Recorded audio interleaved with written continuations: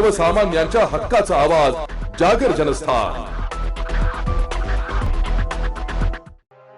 धुळे जिल्हाधिकारी कार्यालयाच्या आवारात एकाचा आत्मदहनाचा प्रयत्न केल्याचं समोर आलंय। धुळे तालुक्यातील गोदाळे येथील रहिवासी रामेश्वर पाटील यांच्या मालकी हक्काच्या जागेवर शांताराम भिल यांनी पाटील यांच्या जागेवर जबरदस्तीने अतिक्रमण करून घर बांधकामाला सुरुवात केली।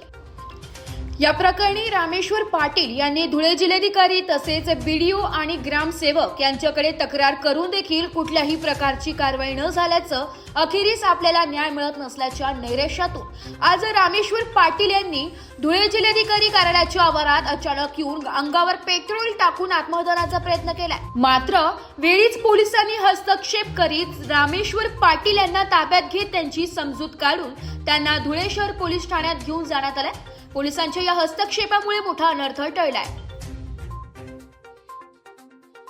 नाव काय आणि काय? रामेश्वर सुधाकर पाटील। कुठे राहणार? कुठे? गोतानं। काय तुमची मागणी?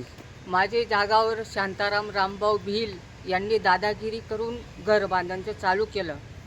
मी कलेक्टर साहेबांना पण अर्ज दिला, तर कलेक्टर साहेबांनी अर्ज दिला तर करून देतो, त्यांनी करलं नाही। तर बीडीओ साहेबांकडे गहू वाचून घेतलं, माझी दखल घेतली नाही।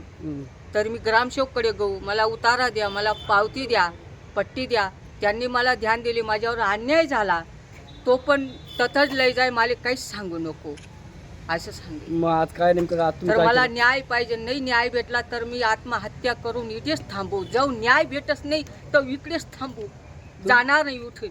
आज काय केलं तुम्ही? पेट्रोल टाकला, तर मला न्याय नाही भेटला तर मी पेट्रोल टाकला, आत्महत्या करणार। जाऊ न्याय भेटच नाही तो मी इथे जाणार नाही, मला न्याय पाहिजे। जागर जनस्थानसाठी प्रतिनिधी रूपक बिरारी, धुळे।